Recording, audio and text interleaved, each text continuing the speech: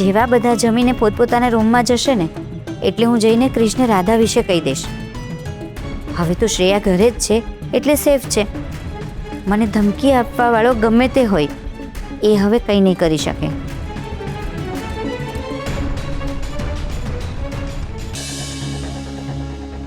શું થયું ભાભી?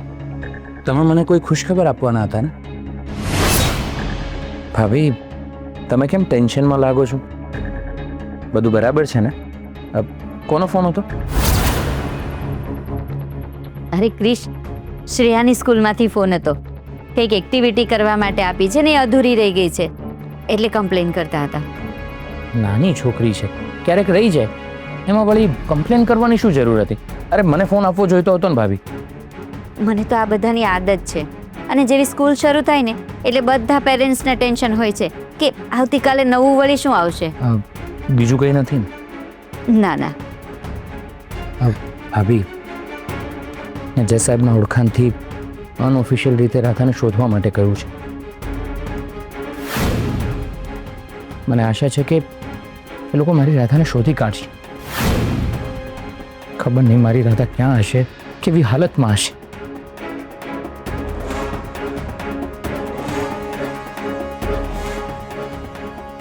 મને માફ કરી દે ક્રિશ. હું જાણું છું રાધા ક્યાં છે, છતાં હું કોઈને કંઈ નથી કહી શકતી. હે ભગવાન, હવે હું શું કરું? ક્યારે? બસ આવી જ રીતે આખી જિંદગી તારી બાહોમાં રહેવા માંગુ છું ક્રિશ. શું થયું ક્યારે? તારી તબિયત તો ઠીક છે ને? ખબર નહીં ક્રિશ, પણ સવારથી મને ચક્કર આવે છે અને વીકનેસ જેવું લાગે છે. તો પછી તું અહીંયા શું કામ બેઠી છે? રૂમમાં જઈને આરામ કરાય ને. ઘરમાં કોઈ નહોતું ને એટલે મને બહુ ડર લાગતો હતો, પણ હવે તું આવી ગયો છે ને એટલે વાંધો નહીં. Krish, if you don't mind, please તું મને રૂમ સુધી મૂકી જઈશ? હા ચાલ. હવે જોઉં છું ભાભી, તમે ક્રિશને કેવી રીતે રાધાના સમાચાર આપો છો.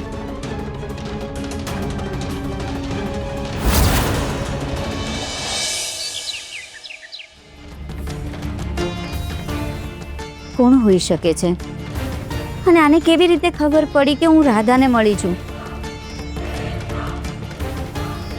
ક્યાંક આ બધું કિયારાએ તો નહીં કર્યું હોય ને? ના ના, કિયારા તો સતત મારી નજરની સામે હતી. જ્યારે હું રાધાને મળવા ગઈ ત્યારે કિયારા ઘરે હતી અને જ્યારે રાધાને મળીને પાછી આવી ત્યારે પણ કિયારા ઘરે જ હતી. તો પછી બીજું કોણ હોઈ શકે?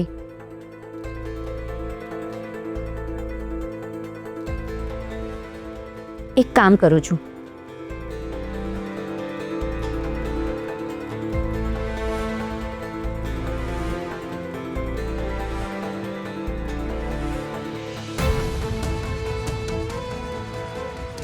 શ્રેયાને લઈને મને ટેન્શન થાય છે.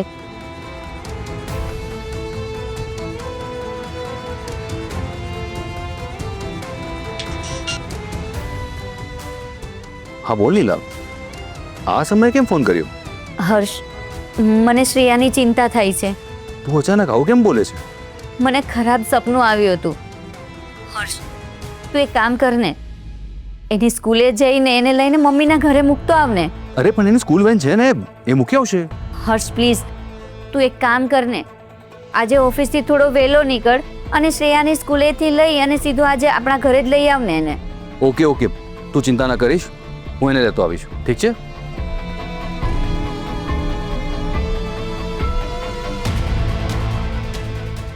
એકવાર શ્રેયા ઘરે આવી જાય ને પછી વાંધો નહીં ક્રિશને રાધાની વાત કહેવામાં.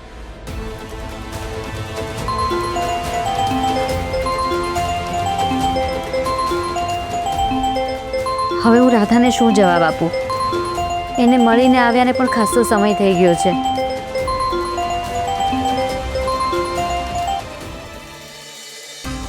ભાભી મારો ફોન કેમ નથી ઉપાડતા?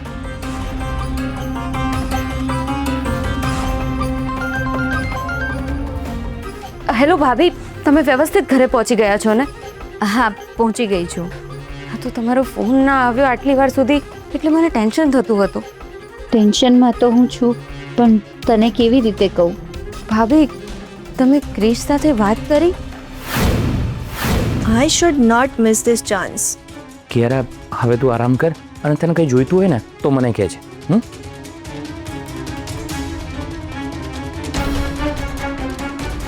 શું થયું?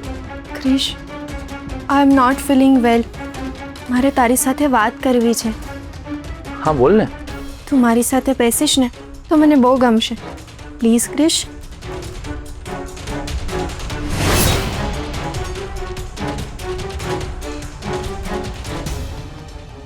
હા બોલ, શું વાત હતી? આ દુનિયામાં હું એકલી થઈ ગઈ હોઉં ને એવું લાગે છે મને ક્રિશ. કેમ આવું બોલે છે કિયારા? શૌર્ય છે, અમે બધા છીએ. શૌર્ય? મને તો એ નથી સમજાતું મારા કયા જન્મના પાપ છે. એક સાથે એક જ ઘરમાં રહીએ છે છતાંય પતિ પત્ની જેવો પ્રેમ, લાગણી, રિસ્પેક્ટ કંઈ જ નથી અમારા વચ્ચે. ક્રિશ, તારાથી શું છુપાવવાનું? અમારા બંને વચ્ચે પતિ પત્ની જેવો સંબંધ નથી. મને તો એ દિવસ યાદ આવે છે કે જ્યારે હું તારી પત્ની બનીને લગ્નના મંડપમાં બેઠી હતી. એક ક્ષણ ત્યાં જ રોકાઈ ગઈ હોત તો કેટલું સારું થાત. હવે એ બધી વાતોનો શું અર્થ છે કિયારા? જે વીતી ગયું એને ભૂલી જવાનું.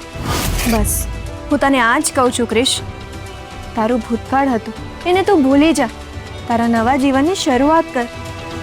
મારું ભૂતકાળ અને ભવિષ્ય રાધા સાથે જોડાયેલું છે અને હું રાધાને મારાથી ક્યારેય દૂર નહીં કરું. આઈ વિશ કે તારા જેવો ચાહવાવાળો પતિ મને મળ્યો હોત.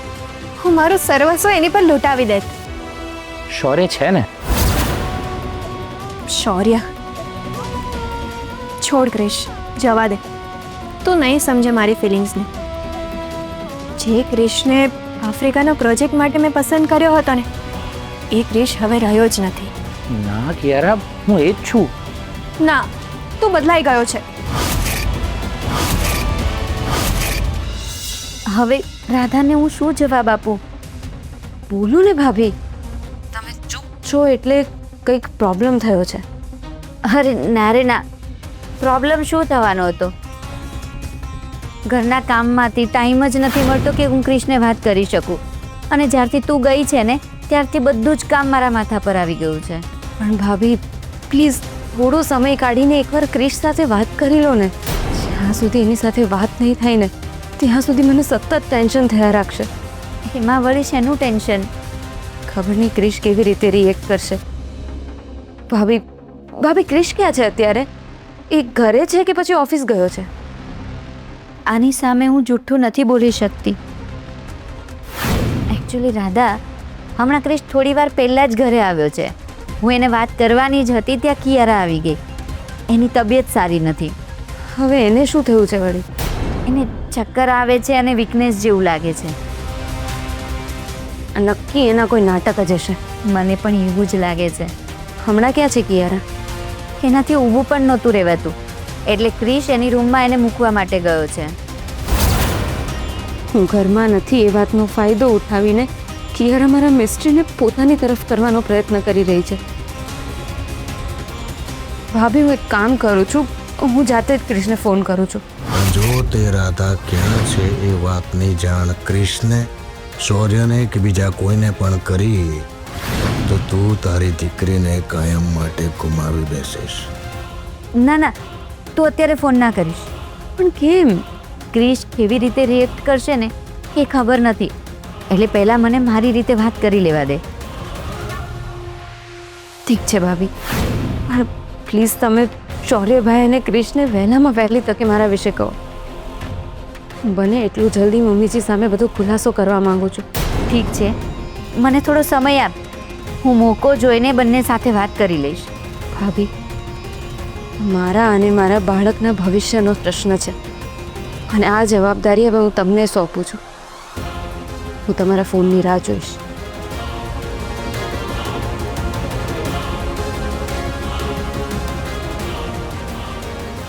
મારે તો આ જ ઘડીએ જઈને ક્રિશને તારા વિશે કહેવું છે, પણ કેવી રીતે કહું? એકવાર શ્રેયા ઘરે પાછી આવી જાય ને પછી વાંધો નહીં. જો કિયારા, હું અત્યારે જે સિચ્યુએશનમાં છું એના લીધે કદાચ તને લાગતું હશે કે હું ઓફિસના કામમાં ધ્યાન નથી આપતો. તારો જે ડ્રીમ પ્રોજેક્ટ છે, જેના પર આપણે બંને મળીને કામ કરતા હતા, એ હજી પણ ઓન છે. હું જેવો મેન્ટલી સ્ટેબલ થઈશ ને એવો એના ઉપર કામ શરૂ કરી દઈશ. આને આફ્રિકાના પ્રોજેક્ટની પડી છે અને હું તને મારો લાઈફ પાર્ટનર બનાવવાના મિશનમાં છું Krish. Kiara please don't misunderstand. આપણી બંને વચ્ચે જે દોસ્તી છે એ હજી પણ એવી જ છે. હું એ દોસ્તીને પ્રેમમાં અને પછી મેરેજમાં કન્વર્ટ કરવા માંગુ છું ક્રિશ. કિયારા, તું મારી બેસ્ટ ફ્રેન્ડ છે. તને ખબર છે ને કે હું રાધાના લીધે કેટલું ડિસ્ટર્બ છું. રાધાના કારણે તું એકલો નહીં, આખો પરિવાર ડિસ્ટર્બ છે ક્રિશ. તો પણ તું એની પાછળ પડ્યો છે. અરે જેના કારણે નાણાવટી પરિવારને સમાજમાં નીચું જોવું પડ્યું, જેના કારણે બિઝનેસ સર્કલમાં કોઈની સાથે પણ વાત કરીએ ને તો સૌથી પહેલાં તારી અનફેથફુલ વાઈફની જ વાત આવે છે. તને ખબર છે ક્રિશ, રાધાના કારણે સાસુમાએ કેટલું નીચું જોવું પડ્યું છે. તું તો ઘરમાં રહેતો નથી, પણ હું એમની સાથે ને સાથે હોઉં છું. મેં એમને મેન્ટલી ડિસ્ટર્બ થતા જોયા છે ક્રિશ. તારા મનમાંથી ભલે રાધા ના ગઈ હોય, પણ સાસુમાના મનમાંથી એ ઉતરી ગઈ છે. સાસુમાએ આટલા વર્ષો મહેનત કરીને આટલું બધું નામ કમાયું, આટલું મોટું એમ્પાયર ઊભું કર્યું, એ રાધાના કારણે. બસ કિયારા, હવે મારે આના વિશે કોઈ વાત નથી કરવી. જે દિવસે રાધા મળશે એ દિવસે ખુલાસો થઈ જશે અને સત્ય શું છે ને એ પણ બધાની સામે આવી જશે.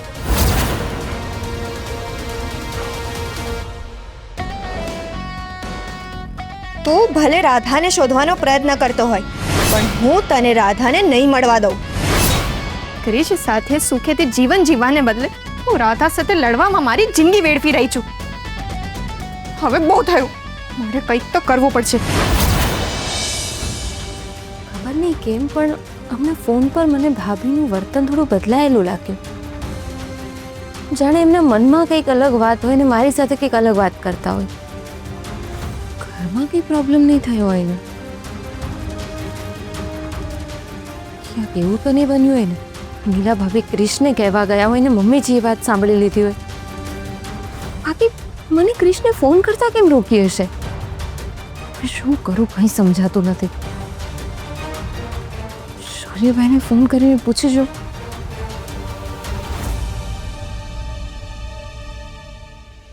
અરે શું વાત છે, આજે વહેલા ઘરે આવી ગઈ? હા, આજે મારું સબમિશન પત્યું અને મારું વાય બહુ સારો ગયો.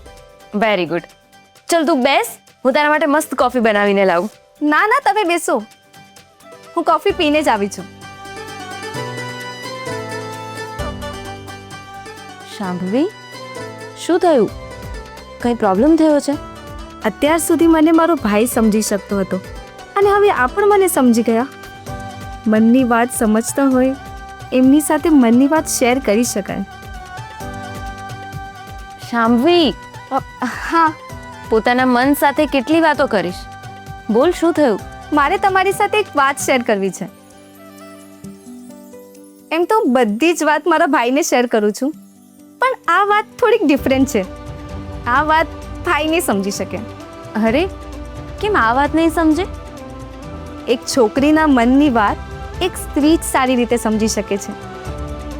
હા, એ તો છે જ. ઠીક છે, તું મને તારા મનની વાત શેર કરી શકે છે. બોલ હવે. છેલ્લા અઠવાડિયામાં મારી સાથે બી એવા ઇન્સિડન્ટ્સ થઈ ગયા કે મારું મગજ ચક્રાવે ચડી ગયું અને આવતી વખતે પણ હું એના જ વિચારોમાં હતી. હવે શું વિચારતી હતી એ તું મને કહીશ તો મને ખબર પડશે ને. હું એક વાત પૂછું, તમારી સાથે ક્યારેક એવું બન્યું છે કે એક ને એક વ્યક્તિ વારંવાર તમારી સામે આવતી હોય? ના, આવું તો મારી સાથે ક્યારેય નથી બન્યું. કેમ, તારી સાથે આવું કંઈ થયું? હા, એકવાર હું ઘરે આવવા માટે ઓટોની રાહ જોતી હતી ત્યારે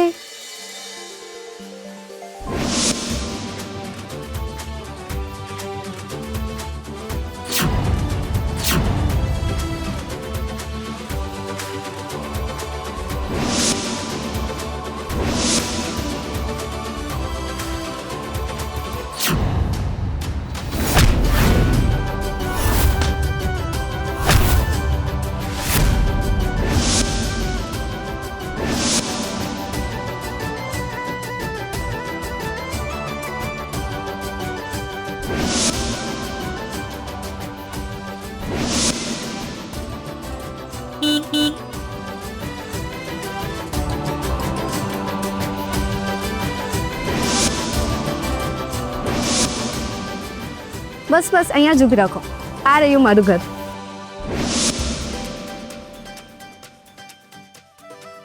ઓહ, એટલે એ દિવસે એ જ તને ઘરે મૂકી ગયો હતો.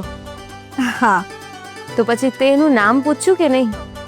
મેં તો મારી ઓળખાણ આપી દીધી, પણ એ તો પોતાની ઓળખાણ આપ્યા વગર જ જતો રહ્યો.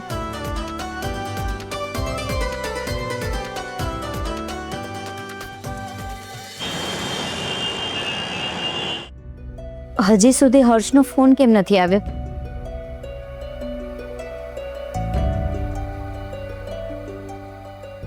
તું આવી ગયો, શ્રેયાને ના લાવ્યો? અરે હું એને લઈને આવવાનો જ હતો, પણ એનો એના નાની સાથે સાંજનો કોઈ પ્રોગ્રામ હતો. મેં એને ઘણી સમજાવી તો મને કહે છે મેં નાનીને પ્રોમિસ આપ્યું છે, તમે કહો તો તોડી નાખું.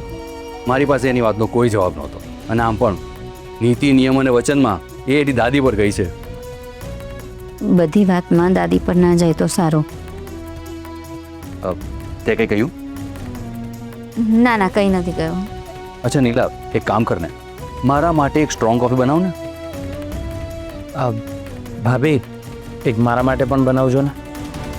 હા.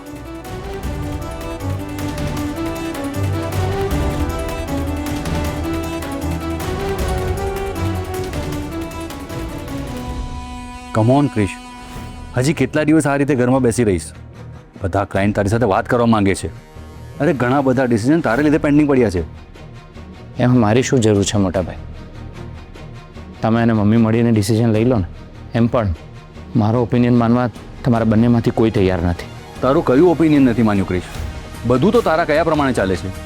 જો બધી જ વાતો મારી માનીને ચાલો છો તો પછી એકવાર રાધા અને શૌર્યને સાથે રાખીને ગેરસમજનો ખુલાસો કરવામાં શું વાંધો છે મોટા ભાઈ? એક વખત હું તારી વાત માની લઈશ, પણ મમ્મી એમને કોણ સમજાવશે? તમે. શું? હા મોટા ભાઈ, એ હવે મારા કરતાં વધારે તમારા પર ભરોસો કરે છે. હા પણ ભાઈ, મેં આજ સુધી તમારી પાસેથી કંઈ જ નથી માંગ્યું. આજે એક નાનકડી રિક્વેસ્ટ કરું છું. પ્લીઝ પ્લીઝ મમ્મીને આ વાત માટે મનાવી લો.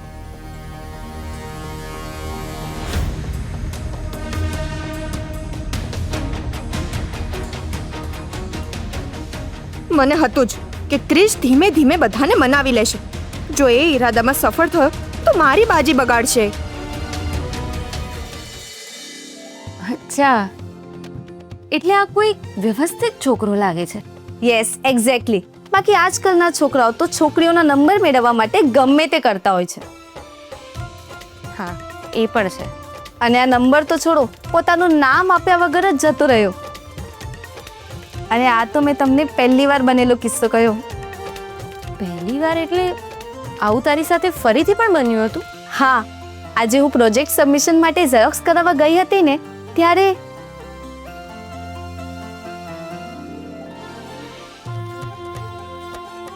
અરે વાહ, એટલે બીજી વાર પણ એ જ છોકરો તારી હેલ્પ કરવા માટે આવ્યો? હા. હવે તમે જ મને કહો કે આને હું કોઇન્સિડન્સ સમજું કે પછી પછી ના ના, એવું કાંઈ નથી. તો પછી આ વખતે તેનો નામ નંબર કંઈ લીધું છે કે નહીં? સાચું કહું ને તો હું સબમિશન અને વાયવાના ચક્કરમાં આ બધું પૂછવાનું જ ભૂલી ગઈ.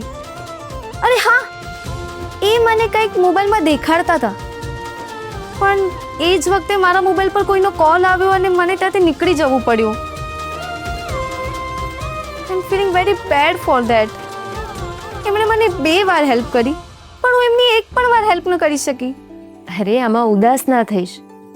જો આ એક જ વ્યક્તિએ 2 વાર તારી હેલ્પ કરી છે, એનો અર્થ કે આ ભગવાનનો કોઈ સંકેત હોઈ શકે છે. વોટ? રિયલી? એવું કંઈ હોઈ શકે છે? હા, થેન્ક યુ સો મચ. મને તમારી સાથે વાત કરીને બહુ સારું લાગ્યું. તો પછી આ વાત પર એક મસ્ત કોફી થઈ જાય? ના, તમે બેસો, હું બનાવી આવું છું. ના ના, તું બેસ, તું થાકીને આવી છે ને, ફ્રેશ થઈ જા. એટલી વારમાં હું કોફી બનાવી આવું, ઠીક છે?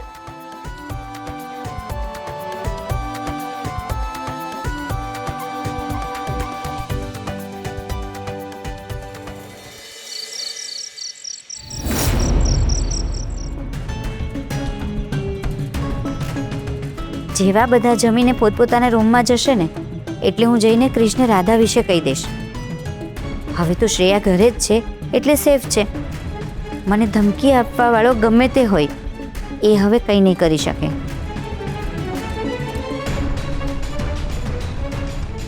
કિયારા, હવે તારી તબિયત કેમ છે? હા સાસુમાં, તમારા ગયા પછી ક્રિશે મને બહુ સપોર્ટ કર્યો છે. અને બહુ લોનલી ફીલ થતું હતું ને, તો એ મારી સાથે રૂમમાં પણ બેઠો હતો. ગુડ. ફેમિલીમાં બધાએ એકબીજાને સમજવું જ જોઈએ. હા, પણ ઘરના વડીલ ભૂલી જશે એ ચાલશે. વોટ ડુ યુ મીન શૌર્ય? તને ખબર છે મમ્મી હું શું કહેવા માંગુ છું? સાસુમાં, અત્યારે પ્લીઝ આ બધી વાતો ડિસ્કસ કરવાનો કોઈ અર્થ નથી. પહેલાં બધા જમી લઈએ, પછી જેને જે વાત ડિસ્કસ કરવી હોય ને એ કરજો. ખબર નહીં કિયારા, મારા દીકરાઓમાં આવી અન્ડરસ્ટેન્ડિંગ ક્યારે આવશે?